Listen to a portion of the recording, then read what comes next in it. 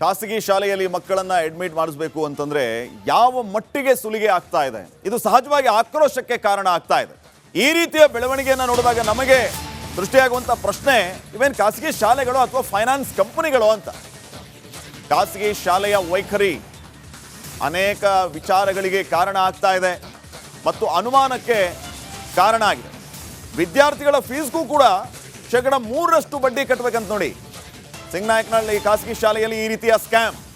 ಶಾಲೆಯ ಬಾಕಿ ಫೀಸ್ಗೆ ವರ್ಷಕ್ಕೆ 36% ಬಡ್ಡಿ ವಸೂಲಿ ಮಾಡ್ತಾರೆ. ಬಡ್ಡಿ ಸಮೇತ ಫೀಸ್ ಕಟ್ಟದೆ ಇದ್ರೆ ಗೇಟ್ ಪಾಸ್. ಖಾಸಗಿ ಶಾಲೆಗಳಲ್ಲಿ ಈ ರೀತಿ ದರೋಡೆ. ಬಾಕಿ ಉಳಿದಿರುವಂತಹ ಫೀಸ್ಗೆ 3% ಬಡ್ಡಿ ಕಟ್ಟಬೇಕಂತೆ. ಇಡೀ ವರ್ಷಕ್ಕೆ ಹೋಲಿಸಿಕೊಂಡ್ರೆ 36%. ಎಲ್ಲವನ್ನ ನೋಡಿದರೆ ಇದೇನು ಫೈನಾನ್ಸ್ ಕಂಪನಿಯ ಬಡ್ಡಿ ವ್ಯವಹಾರ ಮಾಡ್ತಾ ಇದ್ದಾರಾ ಶಾಲೆಯಲ್ಲಿ? ಬೆಂಗಳೂರಲ್ಲಿ ಈ ರೀತಿಯ ಒಂದು ಘಟನೆ ಬೆಳಕಿಗೆ ಬಂದಿದೆ, ಆಕ್ರೋಶಕ್ಕೆ ಕಾರಣ ಆಗಿದೆ.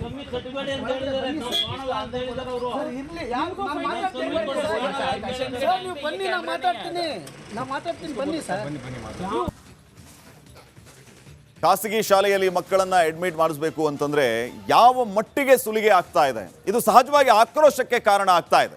ಈ ರೀತಿಯ ಬೆಳವಣಿಗೆಯನ್ನು ನೋಡಿದಾಗ ನಮಗೆ ದೃಷ್ಟಿಯಾಗುವಂತ ಪ್ರಶ್ನೆ, ಇವೇನ್ ಖಾಸಗಿ ಶಾಲೆಗಳು ಅಥವಾ ಫೈನಾನ್ಸ್ ಕಂಪನಿಗಳು ಅಂತ. ಖಾಸಗಿ ಶಾಲೆಯ ವೈಖರಿ ಅನೇಕ ವಿಚಾರಗಳಿಗೆ ಕಾರಣ ಆಗ್ತಾ ಇದೆ ಮತ್ತು ಅನುಮಾನಕ್ಕೆ ಕಾರಣ ಆಗಿದೆ. ವಿದ್ಯಾರ್ಥಿಗಳ ಫೀಸ್ಗೂ ಕೂಡ 3% ಬಡ್ಡಿ ಕಟ್ಟಬೇಕಂತ ನೋಡಿ.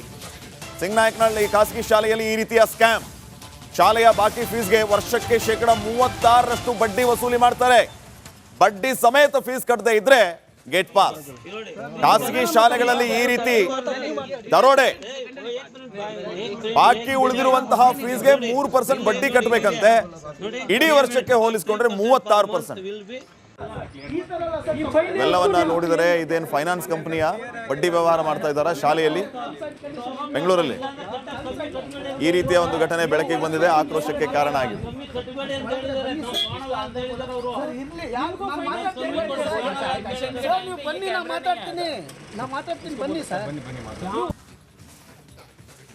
ಖಾಸಗಿ ಶಾಲೆಯಲ್ಲಿ ಮಕ್ಕಳನ್ನ ಅಡ್ಮಿಟ್ ಮಾಡಿಸಬೇಕು ಅಂತಂದ್ರೆ ಯಾವ ಮಟ್ಟಿಗೆ ಸುಲಿಗೆ ಆಗ್ತಾ ಇದೆ, ಇದು ಸಹಜವಾಗಿ ಆಕ್ರೋಶಕ್ಕೆ ಕಾರಣ ಆಗ್ತಾ ಇದೆ. ಈ ರೀತಿಯ ಬೆಳವಣಿಗೆಯನ್ನು ನೋಡಿದಾಗ ನಮಗೆ ದೃಷ್ಟಿಯಾಗುವಂತ ಪ್ರಶ್ನೆ, ಇವೇನ್ ಖಾಸಗಿ ಶಾಲೆಗಳು ಅಥವಾ ಫೈನಾನ್ಸ್ ಕಂಪನಿಗಳು ಅಂತ. ಖಾಸಗಿ ಶಾಲೆಯ ವೈಖರಿ ಅನೇಕ ವಿಚಾರಗಳಿಗೆ ಕಾರಣ ಆಗ್ತಾ ಇದೆ ಮತ್ತು ಅನುಮಾನಕ್ಕೆ ಕಾರಣ ಆಗಿದೆ. ವಿದ್ಯಾರ್ಥಿಗಳ ಫೀಸ್ಗೂ ಕೂಡ 3% ಬಡ್ಡಿ ಕಟ್ಟಬೇಕಂತ ನೋಡಿ. ಸಿಂಗನಾಯಕನಹಳ್ಳಿ ಖಾಸಗಿ ಶಾಲೆಯಲ್ಲಿ ಈ ರೀತಿಯ ಸ್ಕ್ಯಾಮ್. ಶಾಲೆಯ ಬಾಕಿ ಫೀಸ್ಗೆ ವರ್ಷಕ್ಕೆ 36% ಬಡ್ಡಿ ವಸೂಲಿ ಮಾಡ್ತಾರೆ. ಬಡ್ಡಿ ಸಮೇತ ಫೀಸ್ ಕಟ್ಟದೆ ಇದ್ರೆ ಗೇಟ್ ಪಾಸ್. ಖಾಸಗಿ ಶಾಲೆಗಳಲ್ಲಿ ಈ ರೀತಿ ದರೋಡೆ. ಬಾಕಿ ಉಳಿದಿರುವಂತಹ ಫೀಸ್ಗೆ 3% ಬಡ್ಡಿ ಕಟ್ಟಬೇಕಂತೆ. ಇಡೀ ವರ್ಷಕ್ಕೆ ಹೋಲಿಸಿಕೊಂಡ್ರೆ 36%. ಎಲ್ಲವನ್ನ ನೋಡಿದರೆ ಇದೇನು ಫೈನಾನ್ಸ್ ಕಂಪನಿಯ ಬಡ್ಡಿ ವ್ಯವಹಾರ ಮಾಡ್ತಾ ಇದ್ದಾರಾ ಶಾಲೆಯಲ್ಲಿ? ಬೆಂಗಳೂರಲ್ಲಿ ಈ ರೀತಿಯ ಒಂದು ಘಟನೆ ಬೆಳಕಿಗೆ ಬಂದಿದೆ, ಆಕ್ರೋಶಕ್ಕೆ ಕಾರಣ ಆಗಿದೆ.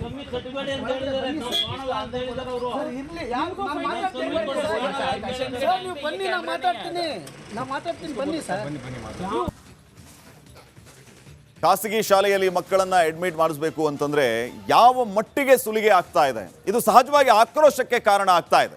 ಈ ರೀತಿಯ ಬೆಳವಣಿಗೆಯನ್ನು ನೋಡಿದಾಗ ನಮಗೆ ದೃಷ್ಟಿಯಾಗುವಂತ ಪ್ರಶ್ನೆ, ಇವೇನ್ ಖಾಸಗಿ ಶಾಲೆಗಳು ಅಥವಾ ಫೈನಾನ್ಸ್ ಕಂಪನಿಗಳು ಅಂತ.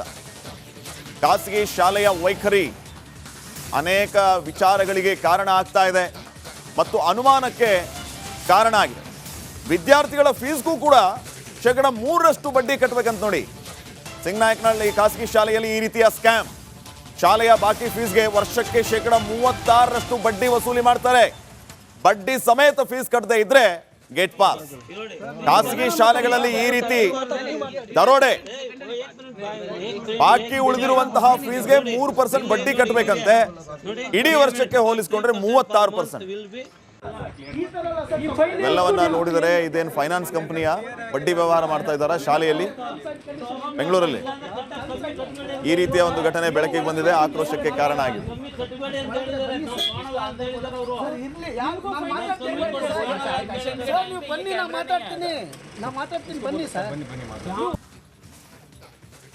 ಖಾಸಗಿ ಶಾಲೆಯಲ್ಲಿ ಮಕ್ಕಳನ್ನ ಅಡ್ಮಿಟ್ ಮಾಡಿಸಬೇಕು ಅಂತಂದ್ರೆ ಯಾವ ಮಟ್ಟಿಗೆ ಸುಲಿಗೆ ಆಗ್ತಾ ಇದೆ, ಇದು ಸಹಜವಾಗಿ ಆಕ್ರೋಶಕ್ಕೆ ಕಾರಣ ಆಗ್ತಾ ಇದೆ.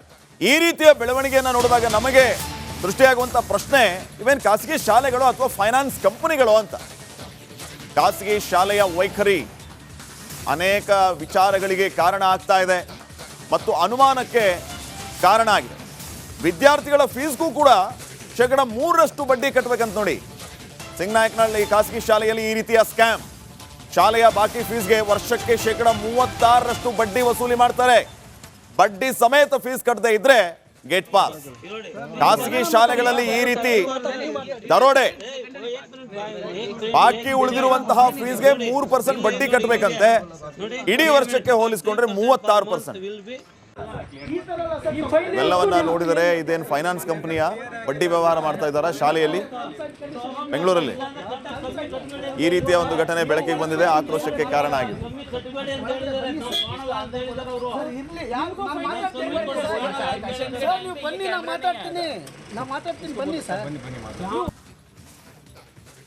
ಖಾಸಗಿ ಶಾಲೆಯಲ್ಲಿ ಮಕ್ಕಳನ್ನ ಅಡ್ಮಿಟ್ ಮಾಡಿಸಬೇಕು ಅಂತಂದ್ರೆ ಯಾವ ಮಟ್ಟಿಗೆ ಸುಲಿಗೆ ಆಗ್ತಾ ಇದೆ, ಇದು ಸಹಜವಾಗಿ ಆಕ್ರೋಶಕ್ಕೆ ಕಾರಣ ಆಗ್ತಾ ಇದೆ. ಈ ರೀತಿಯ ಬೆಳವಣಿಗೆಯನ್ನು ನೋಡಿದಾಗ ನಮಗೆ ಸೃಷ್ಟಿಯಾಗುವಂಥ ಪ್ರಶ್ನೆ, ಇವೇನು ಖಾಸಗಿ ಶಾಲೆಗಳು ಅಥವಾ ಫೈನಾನ್ಸ್ ಕಂಪನಿಗಳು ಅಂತ.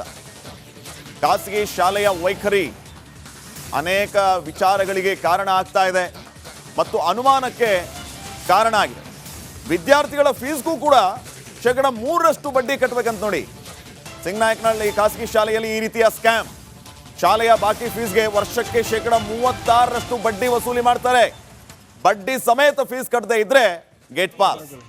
ಖಾಸಗಿ ಶಾಲೆಗಳಲ್ಲಿ ಈ ರೀತಿ ದರೋಡೆ. ಬಾಕಿ ಉಳಿದಿರುವಂತಹ ಫೀಸ್ಗೆ 3% ಬಡ್ಡಿ ಕಟ್ಟಬೇಕಂತೆ. ಇಡೀ ವರ್ಷಕ್ಕೆ ಹೋಲಿಸಿಕೊಂಡ್ರೆ 36%. ಎಲ್ಲವನ್ನ ನೋಡಿದರೆ ಇದೇನು ಫೈನಾನ್ಸ್ ಕಂಪನಿಯ ಬಡ್ಡಿ ವ್ಯವಹಾರ ಮಾಡ್ತಾ ಇದ್ದಾರಾ ಶಾಲೆಯಲ್ಲಿ? ಬೆಂಗಳೂರಲ್ಲಿ ಈ ರೀತಿಯ ಒಂದು ಘಟನೆ ಬೆಳಕಿಗೆ ಬಂದಿದೆ, ಆಕ್ರೋಶಕ್ಕೆ ಕಾರಣ ಆಗಿದೆ.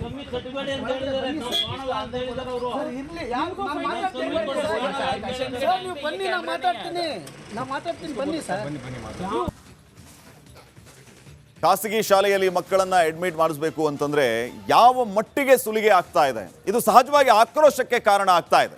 ಈ ರೀತಿಯ ಬೆಳವಣಿಗೆಯನ್ನು ನೋಡಿದಾಗ ನಮಗೆ ಸೃಷ್ಟಿಯಾಗುವಂಥ ಪ್ರಶ್ನೆ, ಇವೇನು ಖಾಸಗಿ ಶಾಲೆಗಳು ಅಥವಾ ಫೈನಾನ್ಸ್ ಕಂಪನಿಗಳು ಅಂತ. ಖಾಸಗಿ ಶಾಲೆಯ ವೈಖರಿ ಅನೇಕ ವಿಚಾರಗಳಿಗೆ ಕಾರಣ ಆಗ್ತಾ ಇದೆ ಮತ್ತು ಅನುಮಾನಕ್ಕೆ ಕಾರಣ ಆಗಿದೆ. ವಿದ್ಯಾರ್ಥಿಗಳ ಫೀಸ್ಗೂ ಕೂಡ 3% ಬಡ್ಡಿ ಕಟ್ಟಬೇಕಂತ ನೋಡಿ. ಸಿಂಗನಾಯಕನಹಳ್ಳಿ ಖಾಸಗಿ ಶಾಲೆಯಲ್ಲಿ ಈ ರೀತಿಯ ಸ್ಕ್ಯಾಮ್.